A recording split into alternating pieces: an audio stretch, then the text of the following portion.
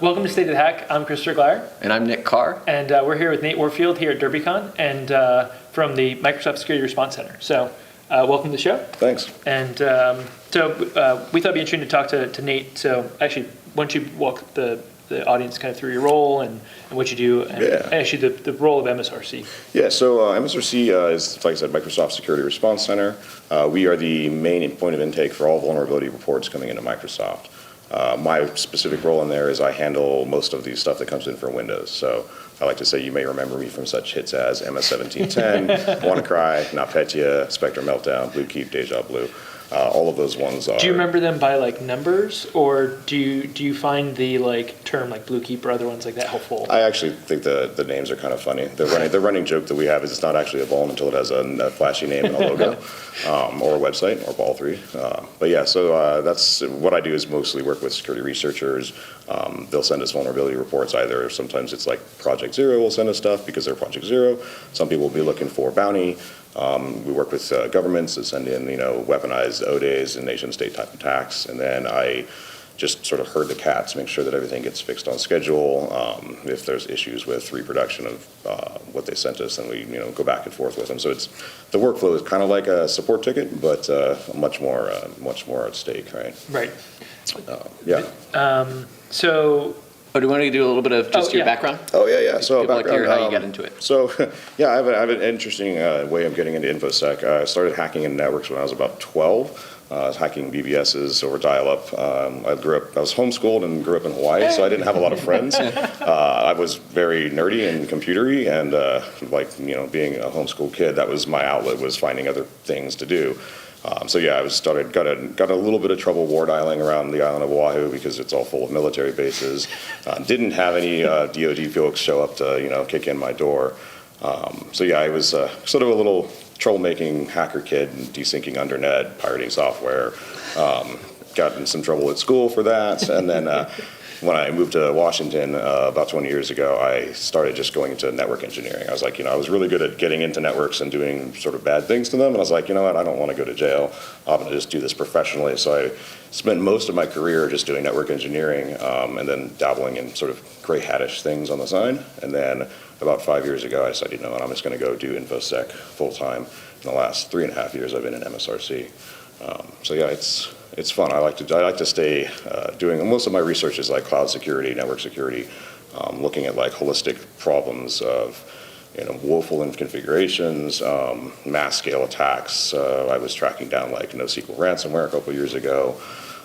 It's an interesting threat space because I've got 2 million and change IPs that are Microsoft's that are open to the internet at any given time. So I have I like to say it's not a needle in a haystack because that's an easy thing to find. You just use a magnet.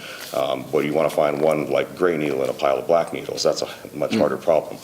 So I like these big data problems. I'm kind of a data nerd. I like how I like some of the data you've shared that you've been collecting, I guess, over like 3 years. Some of the trends you've shown on like the attack surface. Yep.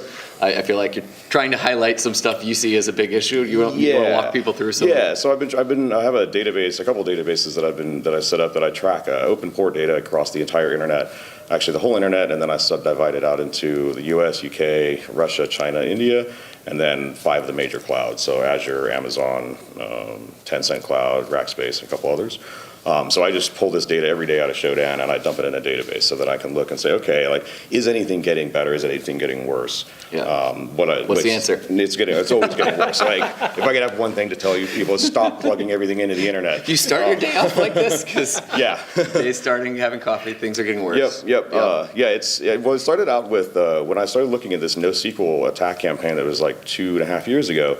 I had never really even heard of NoSQL, right? All of a sudden I saw this, some like Security Weekly or somebody said, hey, MongoDBs are getting popped. And I was like, what the heck is MongoDB? So then I started digging around and I then went through, I ended up just going to Wikipedia, looking at all the NoSQL solutions and then looking them up in Shodan and watching them all getting hit at the same time. So in the back of my head, I was like, you know what? I want to start looking at all of this. I want to see if there's another sort of open source flavor of the month server product that's, like if I see a big uptick in popularity, I'm going to be like, oh, what's that? Maybe we should be looking at why this is open to the internet, right? Because we all know NoSQL shouldn't be open to the internet. It is, and it still is. And I went around the world last year trying to tell people stop doing it, and they're still doing it. But yeah, so that's, I really wish I could say things are getting better. Yeah. But yeah, every time I go on a Showdown Safari, I'm just like, are you kidding me? Like, yeah, even recently I pulled down like 20,000 MongoDB like open systems, just dumped it out and started looking through the database names. And there's credit card information. There's I didn't connect and pull them out, but I'm just like, dude. Yeah, when we got calls from people, I took a couple calls inbounds for incident response, and it would be like their MongoDB was ransacked, and they're holding it ransom. They were doing like the ransom, but then people didn't want to disclose that the data was taken. I was like, you have to look at how this works. They took it. Right. Yeah. And so, it's... Well, what was interesting about, at least maybe they've done a new campaign, but back in 2017, they weren't even taking the data. They were just, because I actually went in and looked, I connected to one system and started looking through the logs, and they basically just went in, drop database. Yeah. And then they created another database with the same name and a ransom note. I'm like, you guys didn't do any, like, this isn't, like, if you pay this, like, you're not getting any data back. Lazy, like some of the ransomware where it's like fake notes and it's not even encrypting the files, but it's like they change a file extension so like it won't open by default or like things like that. Like I think it's the same actor that sends me these. I keep getting these emails about how they found me watching on a porn site, and they're going to tell all my friends about it. I'm like, oh, all right, okay. The best is sometimes they send it to one of our security lists at Microsoft. It's full of like some of the top hackers that Microsoft has, and I'll see this email come in. I'm like, you have no idea who you're talking to right now. So what? How's that RDP data looking like? The attack surface for RDP. The attack surface for RDP is really bad right now. And like I was putting on Twitter a couple weeks ago. The thing that I'm most concerned about is I think people are going to get complacent because BlueKeep came out, right, and everybody was like, oh, it's the end of the world, it's going to turn into a worm. MSRC, we put a blog post out, which we don't generally do, saying, hey, this is really bad. And so I think everybody got excited and they're like, oh, and then nothing happened. So then with DejaBlue, what they're calling the last two RDP vulns we fixed in August, my concern is that people are going to be like, yeah, whatever, this guy's not following Microsoft. You said it was going to be a worm last time. It didn't happen. We're just going to ignore it because those two vulnerabilities are far, far more dangerous because they affect every single version of Windows, right? BlueKeep, I think, was just Windows 7 and down. But the DejaBlue pair, the CVEs 1182 and 1181, those are everything. And so do we have any, I guess comparing the three, do we have any ideas or thoughts as to why maybe they weren't weaponized, or like is it that it was that much harder to accomplish, or weren't broadly weaponized, I guess? Well, one of our everybody's favorite pen testing tool company just dropped the BlueKeep exploit on Friday onto the internet. That was nice. My theory why it's not being weaponized, I'm positive that someone has built POC for it, but this is too nice of a vuln. Like, you're not going to waste this with another WannaCry, right? Like, this is the type of thing that you'll be able to use for years. Like, probably 10 years from now, people are still going to get popped with this vulnerability because it's just, it's Windows, it's RDP, it's always on. Granted, you can turn NLA on or just leave it on, which is on by default. A lot of people don't do it. What version is it on by default? Windows 8.1 and up. I believe NLA is on by default. But we know a lot of people turn it off because it can be annoying. There's some weird app compat things, I think, with like some of the non-Windows RDP clients, like if you're using like an RDP client for Linux or something. I think there's some weird issues that cause people to turn it off. But just turning that on, it will keep you safe. Got it. The fact of the matter is that they didn't, or the team that found it was one inside of Microsoft. They weren't looking for non-NLA vulns. So they found this, they were like, oh, that's really, really bad. They were actually looking more for vulns with NLA enabled. So the scary thing is the attack surface of NLA disabled vulns is probably still pretty big. And as we know, people got really, the time it took for people to figure out BlueKeep was quite extensive. I was talking with, I won't name him, a researcher in the UK that had pretty much figured out the DejaBlue. Actually figured out where the vuln was in about 12 hours after he was looking at it. So I'm sure anybody with like an actual, like, somebody with a whole team of people, they've got it. It's an interesting case study because I've been sort of impressed at people's handling of exploits. The number of people that have been able to get a working exploit for the BlueKeep stuff and then haven't released it, but like you said, then maybe the community hasn't responded by patching because there wasn't a big wormed one. Some people joked about maybe worming up something that actually used it and then enabled. I've had that conversation. It wouldn't be too bad if wouldn't be legal, but if someone wants to do it, I mean. Yeah, but I'm not going to comment on whether that's a good idea. I will say that I had a conversation with someone at US CERT years ago. We should just build a worm that goes and it secures everybody's little Soho routers and all their like IoT garbage. I was like, we should just let that out and fix the entire internet in like a weekend. And he's like, yeah, except he's like, but you'll go to jail. And I'm like, all right, that's fair. So what's it like on the inside of MSRC? Like, what's the process when you guys get either a vulnerability report or somebody claiming that they found something they think, I don't know if they, do you guys confirm it? Do you, like, what's the process working with the researcher or whomever is the organization that's reporting it? Yeah, so they'll send it in. It gets turned. We do like a basic, just initial triage. There we get a lot of garbage. Honestly, we'll have people being like, I've seen. My favorite one was somebody in Asia said that they had a 0-day for me, and then I looked at it and they're like, well, you get this piece of you run this Python code on your Windows machine and it formats your C drive. And I'm like, well, see, Python's not native. You need to be admin, and this is not a 0-day. So some stuff like that, we don't even waste anybody's time with. RM-RF just wiped my system. I don't know why. Yeah, right. But no, so it'll come in, and we have a whole engineering team that will actually do the reproduction work. So most people will send us actual like source code, right? So HTML files, C++. Sometimes they'll send us a compiled binary. But it's depending on like some things like a JavaScript bug is pretty easy for them to reproduce. For things like Hyper-V, which are much more complex, or Kerberos, or any of these things, they might have to build up a lab. So we have an engineering team that their job is just to reproduce the vulnerability. Once it's confirmed, then the process actually starts of getting it patched. So then bugs get created for the Windows team or whichever team owns it, and then they start looking at, okay, when are we going to get this fixed? And how long does it usually take from, and I'm sure there's probably a broad spectrum, but are we talking like minutes or hours to confirm it, or is it generally more like days or weeks? It depends. I think our team, we try to get it done within a day or two. Okay. But we obviously get quite a few vulnerability reports, and resources of humans are finite. So yeah, it depending on also what it is, right? With some things like Hyper-V, obviously Microsoft has this little tiny cloud that might run on Hyper-V, so we have a vested interest in reproducing those things quickly. Yeah.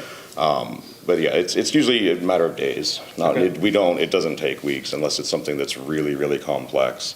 Or requires like there's some esoteric areas of Windows that even our engineering team don't deal with much, so they may have to pull in like the developers from Windows to have them help them take a look, because it's like we don't see vulns in that area. There's a few researchers that their forte is sort of finding the pieces of Windows that most people forgot were even there, and then they find a vulnerability in it.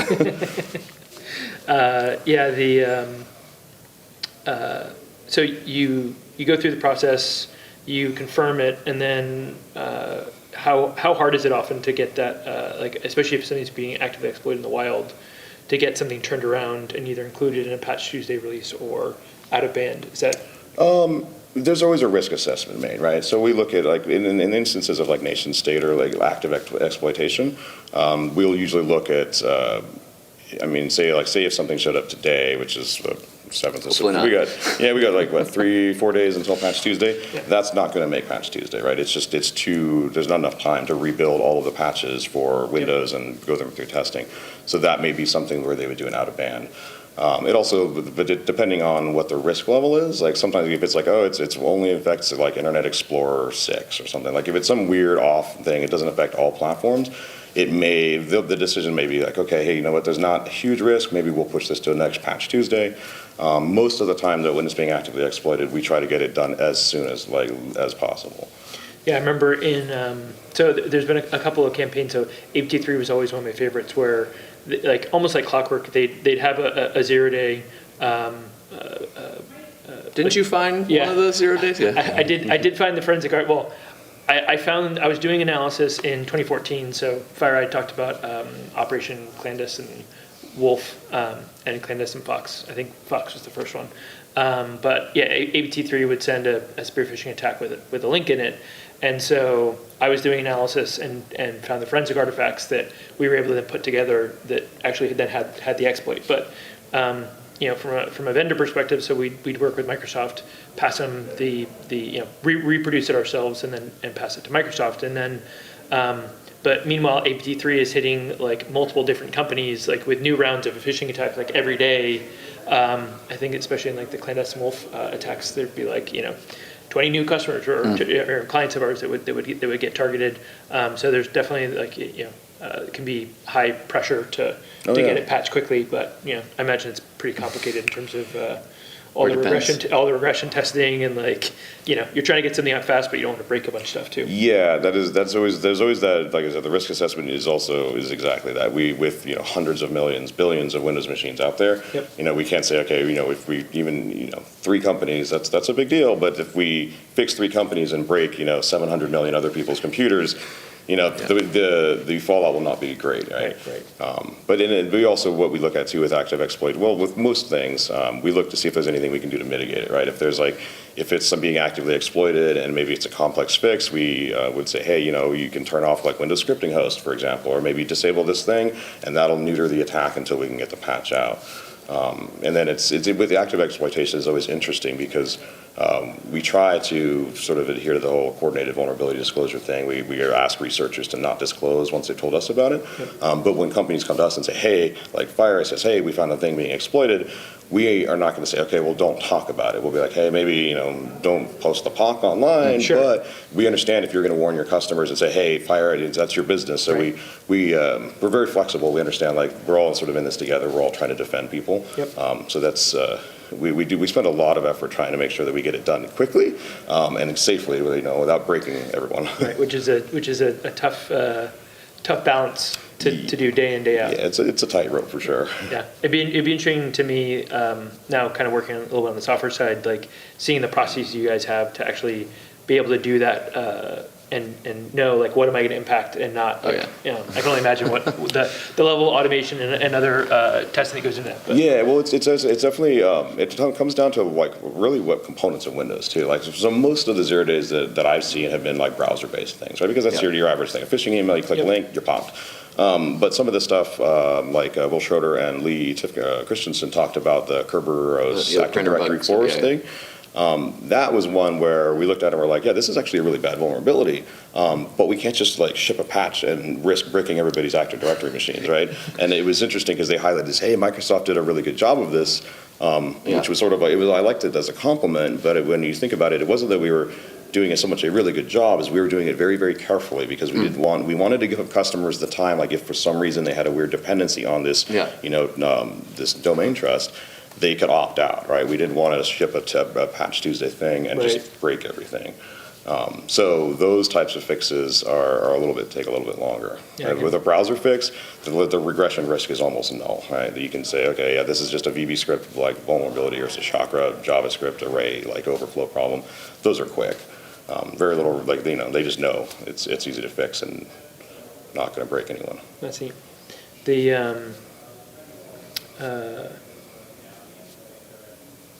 I lost my train of thought. All good, man. So are you guys, it's pretty interesting. I feel like we all have a similar pace to work. So you get in, or you said you're an early guy, yeah, right? I'm an early guy.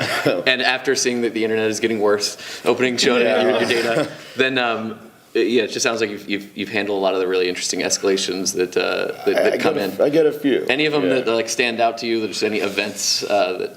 Okay, so I think I know what you're hinting at. What about those shadow brokers? Well, no, we don't have to get into that. No, that's fine. I mean, that one to me was one of the more interesting ones. There's a lot of backstory between obviously how Microsoft got tipped off about it. Probably can't go into details on that. But yeah, it was one of those things where I think it was the summer of 2016. They start posting this thing. They drop this file out there. They start dropping I think it was the Vault 7 leak. Or no, was it Vault 7? There was one that they did. There was a bunch of router and other exploits, and I was like, okay, these guys aren't joking. These guys are actually legit. These aren't just a bunch of script kiddies. But then I had the other GPG, the big tar file, sitting on a VM just waiting, and I was like, I ran a brute forcer against it for 2 weeks trying to brute force the password, never got it. So I was like, these guys are maybe they're just faking us out. And then so I get in the office, super early because it helps me. We have a UK arm, so I can actually talk to the guys in the UK when I'm there instead of sending them an email when they're at home. So I get in and I see this. The first thing I see on one of my feeds is shadow brokers dropped the password. I'm like, oh boy. So I'm like, so I pop it in, thing decrypts. I open it up. I'm just like, and it was ring the bells. Guys, you all need to get in here now. Because we knew about the SMB thing. We didn't know what else was in this file, right? So then I started looking. So it was basically, pretty much my whole team stopped doing everything else for that entire day, from like 5:30, 6 in the morning until I think folks were there till like about 10 at night. We split up into teams. So we had our engineering guys were actually looking at all of the exploit stuff. They were launching the exploits against VMs. Watching they're ripping apart packet captures, watching what's going on, saying, hey, but it was interesting because at first the internet was like, Microsoft is so screwed, like all these O days just came out, right? And so we weren't really even watching that. So what I was doing was working over all the post-exploitation modules and saying, like, what are all these things doing, cataloging it all out.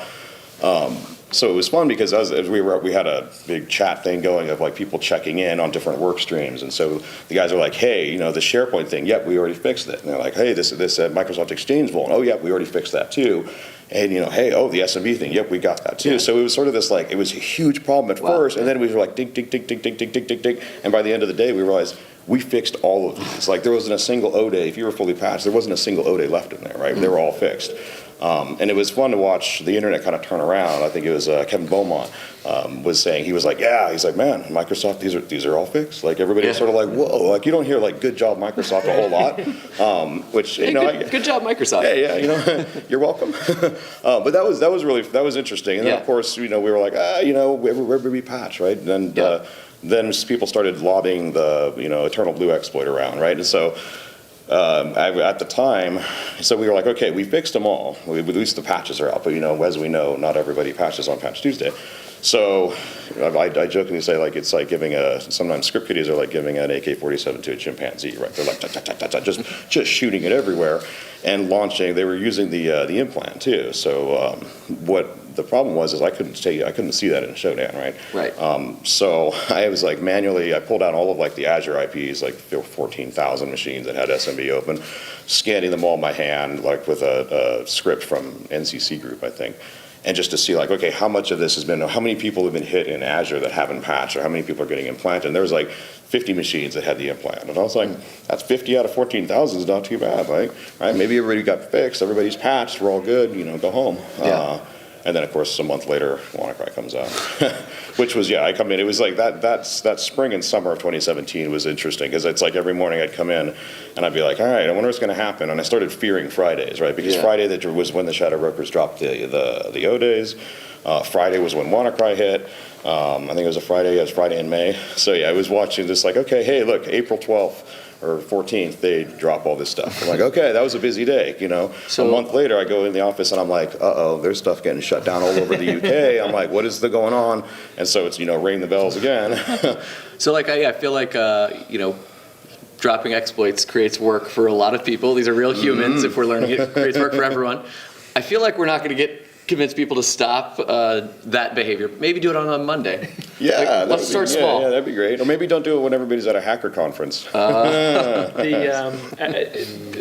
look at our weekly, or speaking of WannaCry, I look at our weekly stats on our endpoint security product, and at week in, week out, still to this day, WannaCry is the number one highest alert by volume. Just because when a system gets hit, it then tries to spread automatically. So it's one of the things that I worry about. It doesn't keep me up at night because I have children to do that. But the thing that in the back of my mind freaks me out is that if that kill switch domain ever gets shut down, right? If whoever's hosting it, what happens if the hosting provider goes offline? What happens if just something breaks? What if someone? Well, I think but going back to trying to relive it, I think they tried to DDoS. Yeah, they did. The site to try and get it go down, and there was a really good talk from I forget the other guy's name. It wasn't Marcus, but it was one of his peers at Cryptos. He did a talk, I think, at B-Sides Manchester this year, and was talking about how the boots on the ground as they were reversing WannaCry and finding the domain, and basically this 2 or 3 day long fighting of they set the domain up and then immediately were getting DDoSed. Right. And I think they're running it behind Cloudflare or something now just to try to keep it up. I think they had to move it over to Akamai or Cloudflare or something. But it's one of those things where I've heard some statistics that there's still hundreds of thousands of machines, if not millions of machines that still have it. But they just haven't propagated it because the domain's there. And I'm like, dude, if that domain ever goes away, it's you got this sleeping cancer that's just waiting to come back and become malignant again. Yeah, I guarantee 5 or 10 years from now, there will still be WannaCry, worms trying to go. I mean, it was kind of like SQL Slammer back in the day when multiple years after it was, or Nimda or CodeRedder and those other, older worms. were out for a long time, and but this one, I don't know. This Yeah. one's gonna be here for a long time. It's going to be here for a long time. And I was talking to someone earlier this week, and I was like, yeah, one of the things you should know, one of the signs when you know it's a bad vuln, when we release an XP patch. Yeah. Because we don't usually if you have XP, Yeah. normally people will pay for extra support for XP if they need it. But when we just give one away for free, that should be a clue of this is probably pretty bad if we're giving away an XP patch. Yeah. Nice, man. Well, thanks for being on. Yeah, It's thanks for awesome having to me. finally meet you in person too. Yeah, this has been fun. Yeah. Thanks so much for joining us. Yeah. All right. See you next time. All right. Cheers.